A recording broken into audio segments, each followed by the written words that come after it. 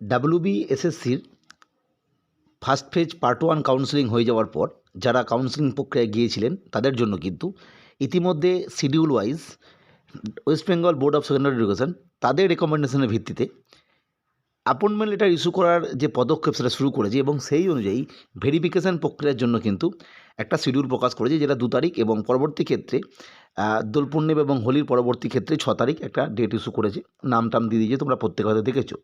কিন্তু আজকে আমাদের আলোচনা বিষয় পরবর্তী ক্ষেত্রে 9-10-এর ক্ষেত্রে বা এই প্রক্রিয়ার এই অন্য পার্ট 2 পার্ট 3 ক্ষেত্রে যারা এই কাউন্সেলিং প্রক্রিয়া আসবে তাদের জন্য যে বিষয়ে জেনে রাখা দরকার, বা যারা এই প্রক্রিয়া আসবে যে এক্ষেত্রে যে ভেরিফিকেশন প্রক্রিয়াটা কীভাবে হচ্ছে, সেখানে কী কী তথ্য লাগছে, এবং সবথেকে ইম্পর্ট্যান্ট বিষয় পিভিআর এবং মেডিকেলের যে কথাটা বলা হয়েছিল সেক্ষেত্রে কিন্তু পিভিআর বিষয়টা কিন্তু এই মুহূর্তে শুরু হয়ে যাচ্ছে।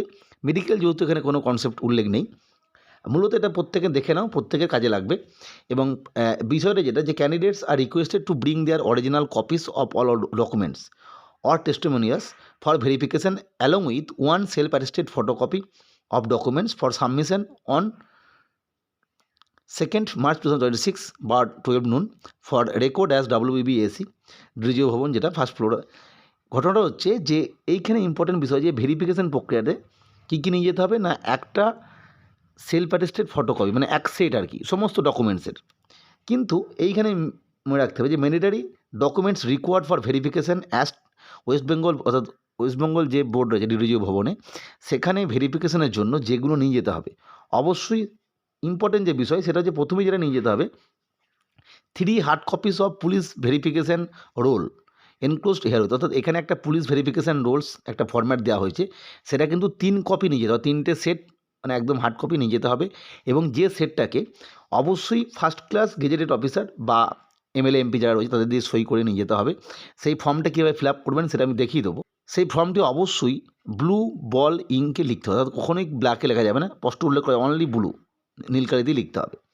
Candidates residing outside of West Bengal must mentioned their local address within West Bengal in column 3। Present অ্যাড্রেসে যেখানে লেখা আছে সেখানে কিন্তু অবশ্যই এই ভেরিফিকেশান রোলে যারা ওয়েস্ট বেঙ্গলের বাইরের ক্যান্ডিডেট তারা কিন্তু অবশ্যই সেখানে তাদের লোকাল যে অ্যাড্রেসটা, পশ্চিমবঙ্গের মধ্যে যে লোকাল অ্যাড্রেসটা যেখানে বর্তমানে থাকছেন বা থাকবেন সেটা কিন্তু লিখতে হবে। 2 নম্বর যেটা নিয়ে যেতে হবে ওই দিন, এটা তো নিয়ে যেতে হচ্ছে, এটা কীভাবে ফিল আপ করবেন আমি পরে বলছি।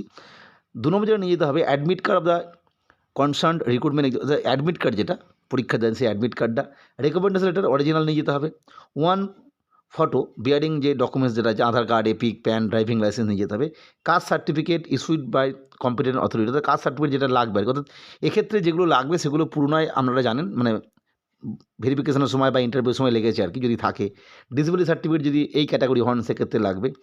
2 কালার্ড পাসপোর্ট সাইজ ফটোগ্রাফ লাগবে।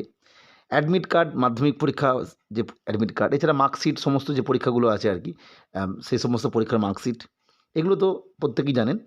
এছাড়া ম্যারেজ সার্টিফিকেট অবশ্যই এরা ইম্পর্টেন্ট। 11 নম্বরটা যে বিবাহিত মহিলাদের ক্ষেত্রে কিন্তু ম্যারেজ সার্টিফিকেট অথবা এফিডেভিট শোন before any first class judicial magistrate, যেটা মেয়েদের ক্ষেত্রে আর কি মানে সারনেম পদবি চেঞ্জ এই সমস্ত বিষয়, এটা কিন্তু ইম্পর্টেন্ট বিষয় যে all original documents as mention above along with 1 self attested photocopy in blue black ink ball pen positively to, অর্থাৎ এইখানে কিন্তু ইম্পর্টেন্ট, বারবার বলে দিচ্ছি ব্লু কালারের পেনেই কিন্তু লিখতে হবে এই সমস্ত বিষয়গুলো সেলফ অ্যাটেস্টেড করার সময় বা ফর্মগুলো এন্ট্রি করার সময়। অর্থাৎ সমস্ত ডকুমেন্টস যেগুলো আপনারা দেখিয়েছিলেন তার সঙ্গে আপনাদের যে পরীক্ষার অ্যাডমিট কার্ড এবং রেকমেন্ডেশন লেটার সেগুলো লাগছে, তার সঙ্গে 3 কপি পিভিআর রোলটা নিয়ে যেতে হবে। এই পিভিআর রোলটা কি সেটা আমি দেখিয়ে দিচ্ছি।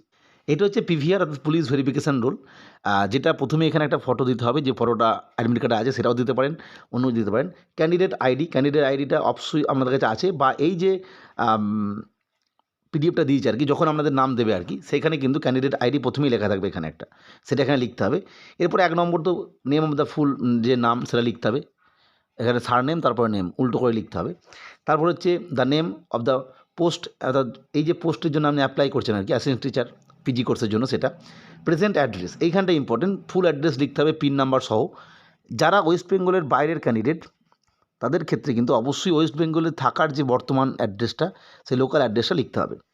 4 নম্বর হচ্ছে হোম অ্যাড্রেস। 4 নম্বর যেটা যদি কেউ অন্য কান্ট্রির হয়ে থাকেন আর কি, পুনরায় মাইগ্রেশনের মাধ্যমে রেজিস্ট্রেশনের মাধ্যমে সিটিজেনশিপ পেয়েছেন আর কি, তাদের ক্ষেত্রে পূর্বের যে অ্যাড্রেস ছিল আর কি ওই ডোমিনিয়নে সেই অ্যাড্রেসে লেখার কথা বলা হয়েছে, জায়গাটা তো লাগছে না আপনাদের, যদি কারো লাগে লিখে নেবেন। এখানে যেটা দিতে হবে যে প্রিভিয়াস 5 বছরে আপনি কোথায় ছিলেন, মানে প্রিভিয়াস 5 বছর বলতে হয়তো দেখা গেল, আমি সাপোজ বলছি 2000 থেকে 2020 থেকে 2024 এই সময়টা হয়তো আপনি আপনার যে বাড়ির অ্যাড্রেস যেখানে দিয়েছেন সেখানে থাকতেন না, অন্য কোনো একটা অ্যাড্রেসে থাকতেন পড়াশোনার জন্য, সেই অ্যাড্রেসটা এখানে লিখতে হবে। 2024 থেকে 2024 পর্যন্তই হয়তো অন্য একটা জায়গায় থাকতেন কোচিং নেওয়ার জন্য, এবং এই 25-26 এই সময়টা আপনার নর্মাল অ্যাড্রেসে আছেন সেটা অর্থাৎ এইটা লিখতে হবে এখানে। যদি আপনার কোনো জায়গায় থাকার ব্যাপার না থাকে আর কি, একদম জাস্ট বাড়িতেই থাকতেন, তাহলে নর্মাল বাড়ির অ্যাড্রেসটাই লিখবেন একদম ইয়ার উল্লেখ করে। এটা গেল বিষয়। 6 নম্বর যেটা প্রথমেই যেটা লিখতে হবে যে ফাদার্স নেম, এখানে ফাদার নেম লিখবেন 1 নম্বর। বি দিয়েছে প্রেজেন্ট পোস্টাল অ্যাড্রেস, এখানে লিখতে হবে। পার্মানেন্ট হোম অ্যাড্রেস, পার্মানেন্ট যে বাড়ি ছিল সেটা লিখতে হবে। প্রফেশন কী সেটা লিখতে হবে। If in service give description, যদি সার্ভিসে থাকেন সেক্ষেত্রে অ্যাড্রেসটা লিখতে হবে। এরপর ন্যাশনালিটি, অর্থাৎ প্রত্যেকের ফাদার মাদার যদি হাজব্যান্ড থাকে অ্যাপ্লিকেবল, বা ওয়াইফের ক্ষেত্রে যদি অ্যাপ্লিকেবল মানে থাকে আর কি, সেক্ষেত্রে এগুলো লিখতে হবে। এরপরে এক্স্যাক্ট ডেট অফ বার্থটা এখানে লিখতে হবে, যে ডেট অফ বার্থটা আপনার লেখা আছে অ্যাডমিট কার্ডে কি বার্থ রেজিস্ট্রেশন সার্টিফিকেটে সেটা। এই প্রেজেন্ট এজ, বর্তমানে এজ কত হচ্ছে একদম, যে 36+ কি 32+ এরকম। এজ অফ মাট্রিকুলেশন আর স্কুল ফাইনালের সময় আপনার বয়স কত ছিল সেটা লিখতে হবে, যে ইয়ারে পাস করেছেন সেই ইয়ারটা ধরে। 9 নম্বরে যে প্লেস অফ বার্থ, জন্মস্থানটা লিখতে হবে এখানে একদম ডিরেক্ট জন্মস্থান। এক্ষেত্রে জন্মস্থানের ক্ষেত্রে অনেকের কনফিউশন থাকে যে কোথায় লিখবো আর কি। অ্যাকচুয়ালি আপনার যে জন্ম সার্টিফিকেট যদি থাকে সেক্ষেত্রে যদি যেখানে লেখা আছে, আপনি মামার বাড়িতে জন্মগ্রহণ করেছিলেন কি অন্য কোথাও, সেটা লিখবেন। যদি এক্ষেত্রে কারোর জন্মস্থান না থাকে সেক্ষেত্রে আপনি নিজের মতো করে যেটা মনে আছে আপনার সেটা লিখে দেবেন, কোনো অসুবিধা নেই। District and state to which your belong, অর্থাৎ ওই যে প্লেস অফ বার্থটা কোন ডিস্ট্রিক্টের মধ্যে পড়ছে এটা লিখতে হবে। অর্থাৎ সেক্ষেত্রে আপনার ডিস্ট্রিক্ট এবং আপনার প্লেস অফ বার্থ ডিস্ট্রিক্ট এক নাও হতে পারে। 10 নম্বর হচ্ছে স্টেট ইউর রিলিজিয়ানটা লিখতে হবে এখানে। এরপরে schedule caste SC ST OBC A বা OBC B হলে ইয়েস অর নো লিখতে হবে। If yes state the name thereof, অর্থাৎ যদি ইয়েস হয় সেক্ষেত্রে কিন্তু কোন ক্যাটাগরি সাব ক্যাটাগরি সেটা লিখতে হবে, এবং মানে ক্যাটাগরি লিখতে হবে, এবং অবশ্যই এখানে কিন্তু সার্টিফিকেট দিতে হবে যেহেতু পূর্বেই লেখা আছে। নেক্সট 11 নম্বর এডুকেশনাল কোয়ালিফিকেশান, এবং সেখানে কবে পড়তে গিয়েছিলেন, কবে ছেড়ে এসছেন এবং কবে পাস করেছেন সেটা।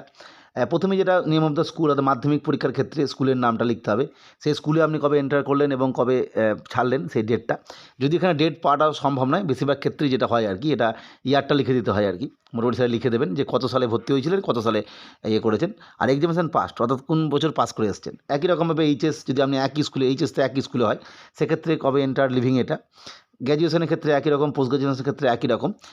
অবশ্যই যদি আপনাদের ক্ষেত্রে ডেটটা জানা সম্ভব হয়, ডেটটা লিখতে পারেন, ডেট অফ এন্টারিং বা ডেট অফ লিভিং, নাহলে ইয়ার লিখে দেবেন। এবং এটা মাথায় রাখবেন, এই যে ইয়ারটা যেটা হবে ডেট অফ লিভিংয়ের ইয়ারটা, হয়তো কেউ 2008 সালে মাধ্যমিক পাস করেছেন, 2008 সালে যদি মাধ্যমিক পাস হয় মানে লিভিং হয়, এটাও কিন্তু 2008 সালেই হবে।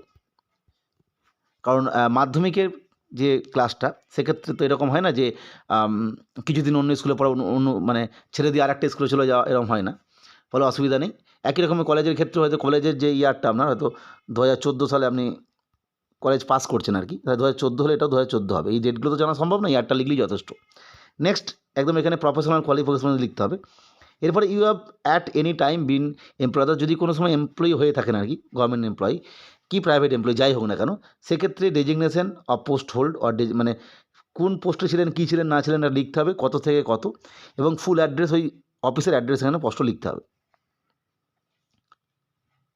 এরপর যদি আপনার বিরুদ্ধে কোনো কেস টেস চলে, সেই কেসের সঙ্গে আপনি যুক্ত ছিলেন, আপনার নামে কোনো ইয়ে ছিল, এই সমস্ত বিষয় থাকলে সেগুলো ফুল ডিসক্রিপশান এখানে লিখতে হবে। এরপরে আপনাকে চেনে এমন কোনো রেসপন্সিবল পার্সন, তাকে সই করাতে হবে। এটা গভর্নমেন্ট এমপ্লয়ি হতেও পারেন বা নাও হতে পারেন, কোনো অসুবিধা নেই, নিজের মতো করে সই করতে, অর্থাৎ তিনি আপনাকে জানেন, আপনাকে যে তার দেওয়া তথ্য অনুযায়ী, মানে আমরা দেওয়া তথ্য অনুযায়ী তাকে যদি কিছু জিজ্ঞাসা করা হয় তিনি সবটা ঠিকঠাক বলতে পারবেন, এটাই গেল বিষয়। এরপরে অবশ্যই এখানে ডেট প্লেস দিয়ে আপনার সিগনেচার, পরবর্তী ক্ষেত্রে যিনি ওই যে গেজেটেড অফিসার সই করছেন আর কি, তিনি তার সিগনেচার করবেন, ডেজিগনেশন করবেন, স্ট্যাটাস দেবেন, অ্যাড্রেস দেবেন, এবং তিনি আপনার নাম টাম লিখে এখানে সার্টিফাই করে দেবেন, এবং অফিস ইউজের জন্য সে একই তথ্য রয়েছে। অর্থাৎ এই যে সেটটি আমি দেখালাম এখানে মোট এই সেটটা 3 কপি, আর বাকি আমরা সমস্ত ডকুমেন্টস 1 কপি নিয়ে যেতে হবে ভেরিফিকেশনের সময়। ফলে যারা পরবর্তী ক্ষেত্রেও এই কাউন্সেলিং প্রক্রিয়া আসবেন তারাও কিন্তু দেখে রাখবেন, তাদের ক্ষেত্রে কিন্তু এই তথ্যটাই লাগবে।